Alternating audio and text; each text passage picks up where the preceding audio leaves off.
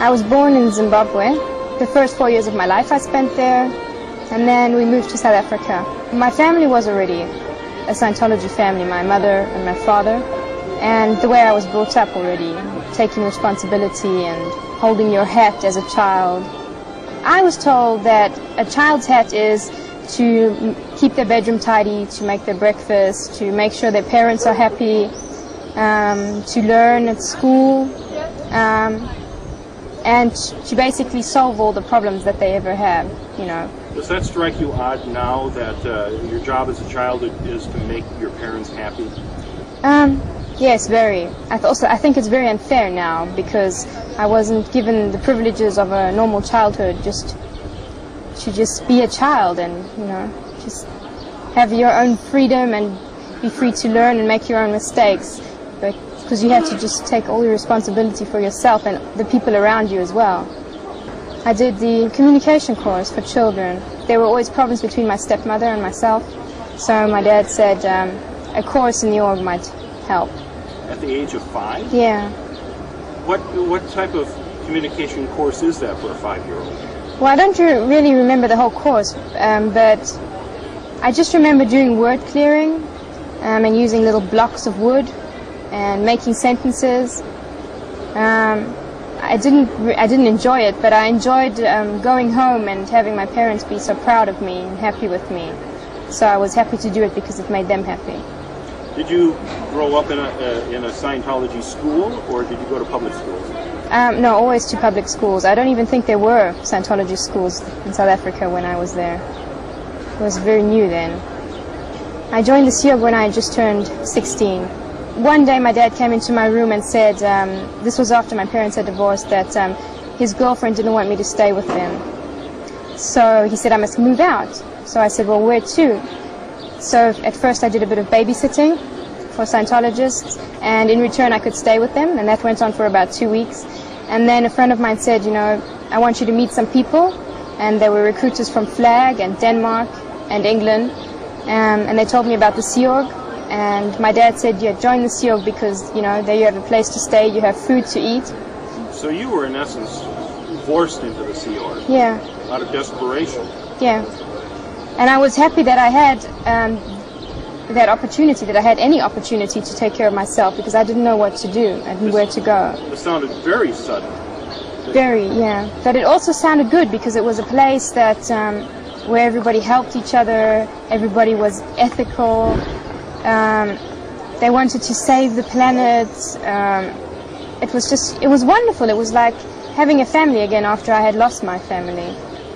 Is this what you were told, or is this what you found once you got there? That's what I was told. And what was the reality? The reality was when I got there that, first of all, the very first thing that happened was I had to do a sec check. Then they took away all sorts of personal things like perfume products and books that they thought were inappropriate. I was told that all the friends I had who were non-Scientologists, I was not supposed to be in contact with them anymore. So it was a very controlled environment from the very first day, right from the very first hour. So you're told not to communicate with any of your friends? Well, those who were not in Scientology or who were maybe against Scientology. And did you find that odd? I found very odd, and I found very uncomfortable. I don't like to be controlled that way. Did you try to contact any of your friends? I still kept in contact with them, which was one of the reasons that I stayed on the EPF for so long, because I was always in ethics. Explain the EPF to me. Well, if you spell it out, it's the Estates Project Force. And they basically do physical work all over the base, from cleaning out sewage pipes to, we built a sauna when I was there, a little miniature castle from outside. I'm still proud of that. I mean, I built it. We were digging trenches all night, carrying cement sacks around that were 30 kilograms heavy. And you were how old? 16. And how long were these days? The days were a minimum of 15 hours. And was any of that time spent in schooling? Well, 5 hours we were studying L. Ron Hubbard's books, his courses, his Sea Org courses, And we had half an hour for dinner and half an hour for lunch. And if we ever wanted to go to the toilet, then we had to go with our buddy, and we had to double time too. It's a mixture between a walk and running. And we were not allowed to go anywhere alone. You had to always go with your buddy. And you were not allowed even 5 minutes break in between. And there was no difference between men or women. So I remember the one time I was supposed to carry one of these cement sacks, and one of the people who was in my group, one of the young men, said, no, he will take that. And then the in charge came over to us and said, no, she will take it. Because there's absolutely no difference between if you're a child or a grown-up or a man or a woman. Did they explain why that was? Yes, because what really counts is your faith, your spirit, not your body. Your body it's basically just, in the way. So you may be 16 or you could be 10. Your Thetan is millions of years old. But it doesn't even matter how old you are. The only thing that matters is that you can do anything, no matter how old you are or what sex you are. Did you find that you could do anything? No.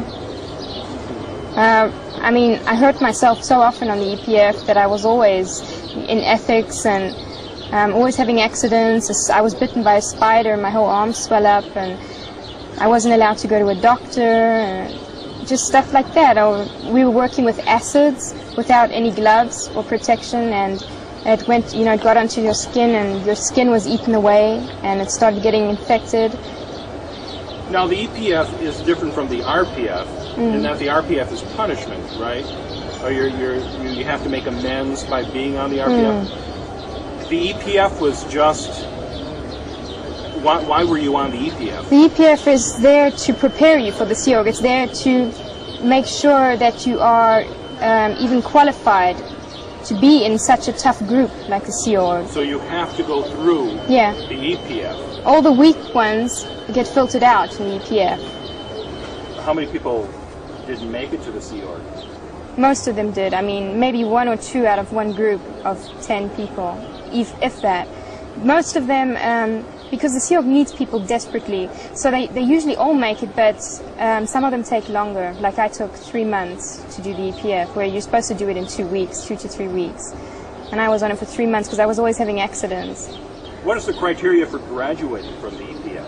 You have to have done all 5 courses, and you have to be able to confront MEST, which is matter, energy, space, and time, which basically is physical work, anything. From, crawling around in sewage pipes to building saunas, digging trenches, sitting in dirt with like hundreds of spiders crawling all over, and I hate spiders. That's what you have to do. And the most important thing of all is that the EPF in charge has to say you've passed. Yeah. Do you remember the courses for the EPF?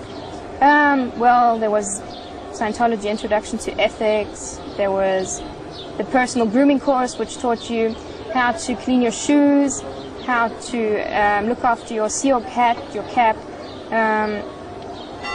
keeping personal hygiene, nails, brushing your teeth, men keeping their hair short, not on the collar.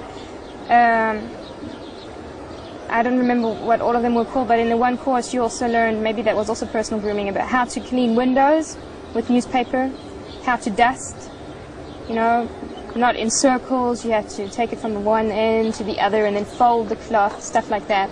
So there's a rule for everything in the Sea Org. Did you find any of this practical or more useful than any of the other cleaning methods you ever used? No. Did you find it was odd that everything was so regimented? I found it very annoying that you had to, that these rules were put there, because it was like, everyone has to do everything the same way. You couldn't be an individual anymore. I've been cleaning and looking after a 5-headed family for years. I know how to dust. I have my own method to dust. Why am I going to dust like this now? And I didn't. That was just me. That didn't hold you back, though, in graduating. It was well, I didn't tell him that I wasn't going to dust like that. And when I had to do the practical, you had to do all sorts of practical things on these courses, then of course I dusted like I was told to dust, like I had learned to dust. Yeah. Right. But otherwise I did everything as I was always used to it. unless somebody was going to watch. So you graduate, and now you're part of the Sea Org.